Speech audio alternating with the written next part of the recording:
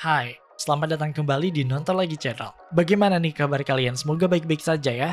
Di episode kali ini kita akan membahas 8 hal yang mungkin kamu lewatkan dari film Toy Story 5. Film ini udah tayang di seluruh bioskop Indonesia dan sebagai Disney fans, kita nggak mau ketinggalan dan kalian juga harus nonton ya. Nah, buat kalian yang udah nonton, yakin nih kalian udah bener-bener nonton. Kita menemukan 8 hal ini yang mungkin kalian lupa atau mungkin kalian lewatkan selama menonton filmnya. Bersiaplah.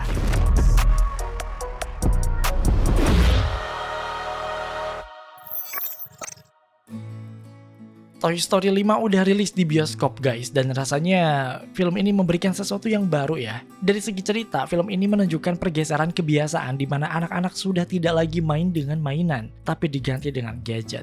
Mungkin kita yang lahir di tahun 2000-an masih beruntung ya, karena pada saat itu kita bisa main dan benar-benar main dengan mainan kita.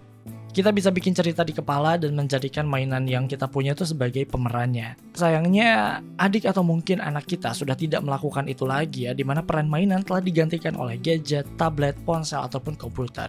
Dan inilah yang terjadi pada Jessie and the Gang di Toy Story 5. Jessie menyadari bahwa pemiliknya, Bonnie, sulit untuk mendapatkan teman sehingga Bonnie nampak selalu sedih. Di satu kesempatan, Jessie berusaha untuk mempertemukan Bonnie dengan anak tetangga, yaitu The Twins atau si kembar. Namun dia melihat sebuah kenyataan bahwa The Twins sudah terpapar oleh tablet. Ternyata semua anak-anak di kawasan itu sudah main tablet semua. Mereka sudah tidak main lagi dengan mainan. Dan tidak lama setelah itu, Bonnie pun diberi tablet yang diketahui bernama Lilypad. Dan semakin membuat jarak antara Bonnie dan Jessie. Well, Toy Story 5 masih dengan tujuan utama mereka, yaitu bagaimana cara membuat anak-anak bahagia. Dengan beberapa hal yang membuat nostalgia, Toy Story 5 mampu membuat banyak orang tersentuh dengan plot dan konklusinya. Tapi, sadarkah kalian ada 8 hal dan mungkin lebih yang mungkin tidak disadari oleh banyak orang? Kalian bisa nambahin ya nanti di kolom komentar. Oke, kita langsung saja masuk ke bagian yang pertama.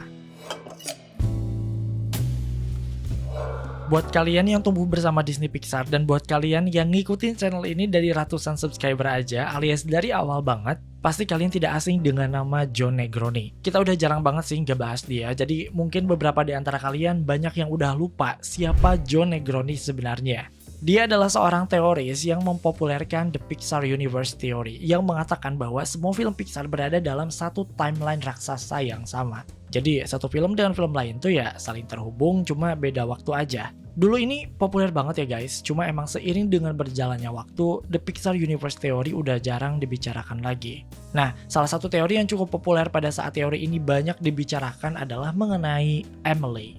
Jadi dulu tuh sempat populer banget ada teori yang mengatakan bahwa Emily itu adalah ibunya Andy. What? Aduh, gimana ya? Kita jelasin dari awal deh ya, biar lebih berkonteks. Oke, seperti yang kita ketahui bahwa Jessie ini adalah boneka koboi yang didonasikan oleh pemiliknya, yaitu Emily. Backstory menyedihkan ini kita dapatkan dalam film Toy Story 2 dan menjadi salah satu flashback paling menyedihkan yang pernah dibuat dalam sejarah. Emily mendonasikannya, sementara Jessie menganggap bahwa dirinya telah dibuang. Semua orang langsung bersimpati pada Jessie dan mulai mempertanyakan siapa Emily sebenarnya. Siapa sebenarnya anak perempuan yang tumbuh dewasa itu dan meninggalkan mainan koboi perempuan ini. Dan banyak teori yang mengatakan bahwa Emily sebenarnya adalah ibunya Andy. Satu bukti yang cukup kuat pada saat itu adalah bahwa Andy ini memakai topi yang mirip seperti topinya Jessie. Padahal Andy kan laki-laki. Harusnya dia memakai topi koboi Woody dong, yang laki-laki juga gitu, yang bukan Jessie gitu. Anak-anak kan biasanya kayak gitu. Nah, banyak orang yang percaya bahwa Andy dapat topi itu dari ibunya. Karena ya ibunya tuh dulu pas kecil suka mainan koboi juga. Yang ternyata dipercaya ibunya itu ya si Emily tadi. Si anak perempuan yang mendonasikan Jessie. Wah, teori ini viral di mana-mana. Bahkan teori ini juga yang berhasil naikin engagement channel ini. FYI aja ya. Tapi beneran deh, dulu orang-orang kayak yakin bahwa ibunya Andy itu adalah Emily, si anak yang mendonasikan Jessie. Namun ya teori ini akhirnya terbantah dengan hadirnya Toy Story 5 ini. Dalam film Toy Story 5 ini, Jessie kembali ke rumah Emily, namun ya ternyata sudah ditempati oleh keluarga lain. Jujur kita sempat deg-degan juga ya ketika tahu bahwa Jessie ini tuh dibawa ke rumah Emily. Apa kita akan melihat pertemuan Jessie dengan Emily gitu kan ya? Namun itu tidak pernah terjadi. Karena ya tadi, rumah itu udah dihuni oleh keluarga yang lain. Tapi bukan berarti kembalinya Jessie ke rumah Emily tidak emosional ya, karena ada satu scene penting yang menurut kita bisa bikin nangis banget sih. Yaitu pas Jessie datang ke area pohon, tempat di mana Jessie dan Emily biasanya main. Di sana Jessie menemukan kotak yang berisi barang-barang nostalgia. Ternyata diketahui bahwa barang-barang itu tuh milik anaknya Emily yang diberi nama Jessie. Jadi ternyata Emily itu tidak pernah melupakan Jessie, tidak pernah sama sekali. Dia mendonasikan Jessie bukan berarti dia membuangnya. Dia mendonasikan Jessie bukan berarti dia membuangnya. Dia hanya tumbuh dewasa dan berpikir bahwa mainan itu ya bisa lebih baik jika didonasikan dan bisa dimainkan lagi oleh anak-anak. Jessie akhirnya menyadari hal ini, bahwa pemiliknya yaitu Emily tidak pernah melupakan dirinya sebagai teman pertamanya. Bahkan anaknya Emily dikasih nama Jessie loh. Oke, balik lagi ke teorinya. Scene ini jelas membuktikan bahwa ibunya Andy bukanlah Emily. Orang Emily udah punya anak dan namanya itu Jessie, bukan Andy ataupun Molly. Besides, nama mereka juga beda ya sejak awal. Ibunya Andy kan namanya tuh Miss Davis. Kenapa disama-samain sama Emily sih? Ya juga ya. Toy Story 5 dibuka dengan sequence yang sangat aneh. BTW ini spoiler ya guys. Buat kalian yang belum nonton filmnya, mending nonton dulu terus balik lagi ke sini. Oke, jadi film ini dibuka dengan sequence di mana kita melihat mainan Buzz Lightyear terdampar di sebuah pulau terpencil. Ternyata dia nggak sendiri dan rupanya banyak sekali Buzz Lightyear di sana dalam sebuah kontainer. Barulah kita menyadari bahwa ada sebuah kontainer yang berisi banyak mainan Buzz Lightyear yang terdampar di sebuah pulau terpencil. Jujur, kita pas ngeliat plot ini kayak, ini apa ya? Maksudnya kita nggak pernah dikasih tahu kenapa kontainer itu tuh ada di sana. Apakah karena kecelakaan kapal atau karena kecelakaan pesawat atau apa gitu. Nah sebenarnya ini bisa jadi bahan teori yang bagus ya. Kenapa kontainer itu bisa ada di pulau terpencil dan yang lebih penting, kenapa mainan Buzz Lightyear masih banyak diproduksi. Padahal udah jelas ya bahwa anak-anak di film ini tuh udah beralih ke gadget. Sebenarnya kontainer ini tuh mau dibawa kemana sih dan apa yang sebenarnya terjadi. Dan itu masih menjadi misteri. Dan sejak ini adalah mainan baru, Buzz Lightyear yang terdampar di pulau terpencil ini juga masih menganggap bahwa dirinya adalah Space Ranger. Nah, saat pertama kali melihat scene ini, kita dan mungkin beberapa dari kalian mungkin merasa aneh. Apa yang sebenarnya terjadi? Tapi seiring dengan berjalannya film, akhirnya kita menyadari bahwa mungkin sequence terdampar di pulau terpencil ini terreferensi dari salah satu film dari Robert Zemeckis yaitu Cast Away yang dirilis tahun 2000. Pada intinya, film ini menceritakan tentang seorang analis sistem FedEx, semacam jasa pengiriman kontainer logistik gitu, yang tiba-tiba terdampar di sebuah pulau terpencil di Samudra Pasifik setelah pesawat yang ia tumpangi mengalami kecelakaan. Dia terdampar di pulau terpencil itu berusaha untuk mempertahankan hidupnya dan juga mempertahankan kewarasannya. Nah, yang membuat fan teoris yakin bahwa film ini mungkin menjadi referensi untuk sequence Buzz Lightyear terdampar di pulau terpencil ini adalah selain karena kesamaan premis, film Cast Away ini juga diperankan oleh the one and only Tom Hanks, sang pengisi suara untuk karakter Woody. Well, jika benar bahwa Cast Away ini jadi referensi sequence terdampar di Toy Story 5, apa sih Toy Story 5? Apa mungkin kontainer itu sebenarnya awalnya berada di sebuah kapal atau mungkin bahkan pesawat dan mengalami kecelakaan parah hingga kontainer itu terjatuh? Wah, jika ini memang benar, kisah di balik Toy Story 5 ini bukan hanya menyentuh, tapi juga menegangkan untuk POV para kru yang mengalami kecelakaan. Mereka mungkin terombang-ambing di luasnya samudra dan bahkan mungkin mati. Ini terdengar konyol ya, tapi sepertinya Disney memang sengaja menautkan karakter Bambi ke film Toy Story 5 ini. Buat kalian yang gak tahu Bambi, kalian harus nonton sih, karena itu salah satu karya klasik dari Disney. Filmnya udah jadul banget sih emang, dirilis saat kita mulai dijajah oleh Jepang, tepatnya pada tahun 1942. Bambi ini adalah seekor rusa ikonik di mana dia kehilangan ibunya karena diburu oleh manusia. Dia akhirnya ditemani oleh hewan lainnya seperti kelinci, sigung, dan masih banyak lagi. Nah, dalam film Toy Story 5 ini masih nyambung ya sama sequence terdampar tadi ya di segmen sebelumnya. Di sini para Buzz Lightyear ini berhasil keluar dari pulau terpencil itu hingga akhirnya mereka bisa mendarat di pulau berpenghuni. Nah, masih di area hutan dan banyak pepohonan. Di sinilah Buzz Lightyear bertemu seekor rusa yang diyakini oleh para fans dia adalah Bambi. Kenapa fans bisa yakin? Jelas karena soundtrack atau background di bagian ini menggunakan soundtrack dari film Bambi. Beberapa orang termasuk kita ikut merinding loh guys ketika melihat sequence spesifik ini. Jadi sekarang Bambi ternyata telah tumbuh dewasa dan dia tetap berada di hutan ya. Kok bisa-bisanya sih nyambung sama Toy Story? Aneh gak sih? Masih soal icon alias iconic. Jika tadi kita menjelaskan mengenai rusa yang ikonik, di film ini kita juga menemukan awan ikonik. Nah, jika kalian memang benar-benar Toy Story fans, pasti kalian menyadari bahwa ada bentuk awan yang cukup ikonik dan seharusnya bisa diingat oleh siapapun.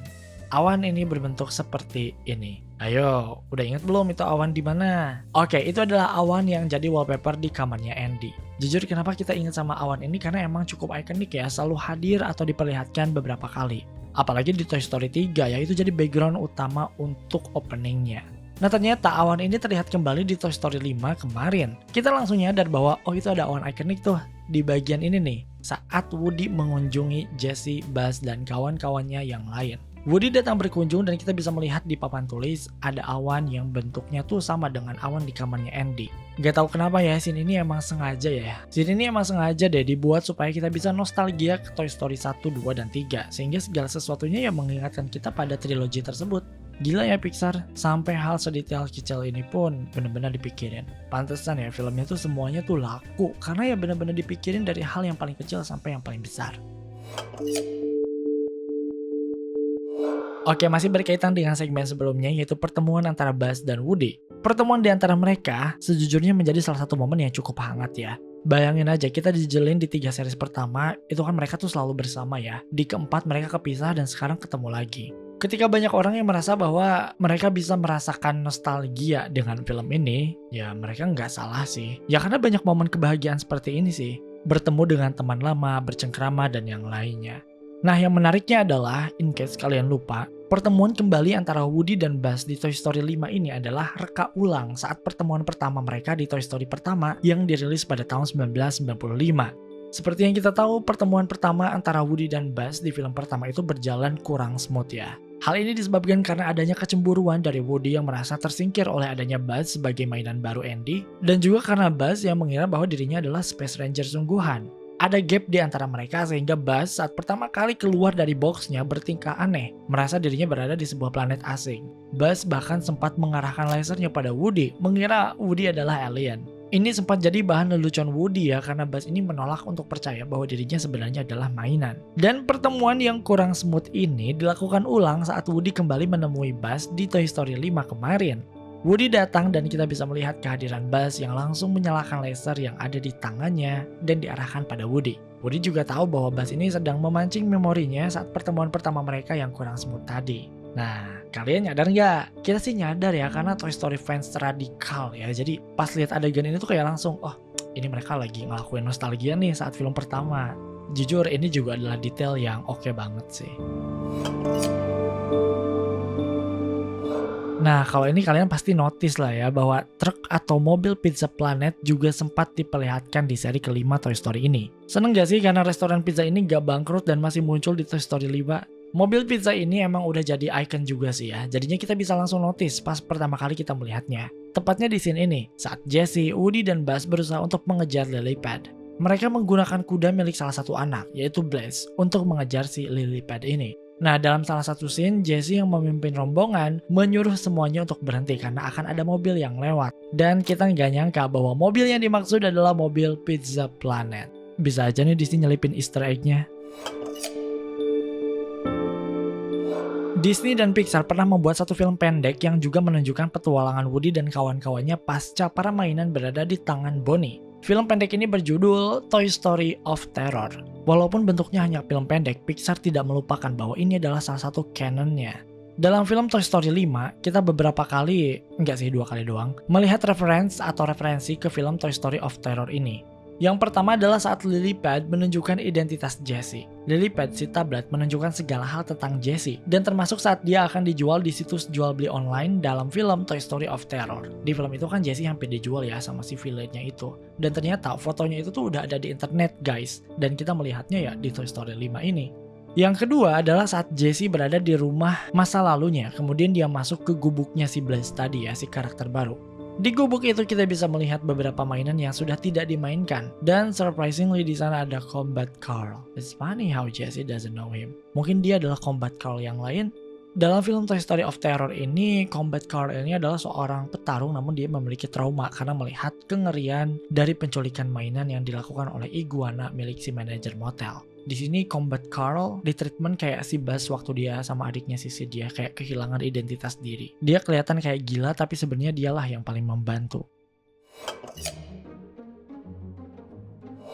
Oke, ini mungkin hal terakhir yang kamu lewatkan dari Toy Story 5 ini. Tepatnya saat Jessie bertemu pertama kali dengan Lilypad. Jessie mencoba untuk ngasih paham ya ke Lilypad, but Queen Lilypad is unbothered, alias dia tuh nggak peduli sama sekali sama omongan Jessie. Dia malah lanjut scrolling, dan saat scrolling inilah kita sempat melihat layar Lilypad menampilkan beragam hal yang sepertinya terhubung ke film Disney yang lain. Yang pertama, soal gunung ini.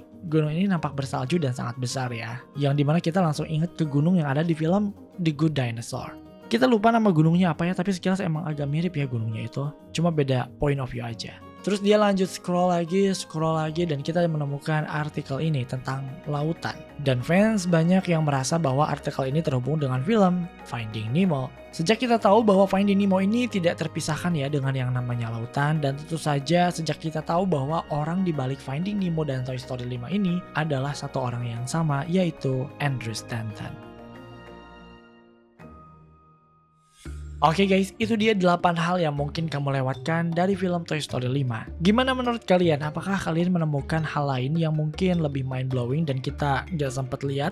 Komen di bawah. Terima kasih karena telah menonton video ini hingga akhir. Luangkan waktu untuk like, share, dan komen jika kalian suka video ini. Tekan tombol subscribe dan aktifkan notifikasi loncengnya supaya kalian tidak pernah ketinggalan video-video terbaru dari kami. Dan sebagai bentuk dukungan kalian terhadap berkembangnya channel ini, mari terhubung lebih dekat dengan cara follow kami di Instagram dan TikTok di @nontonlagi.channel. Sampai jumpa di episode Nonton Lagi Channel berikutnya.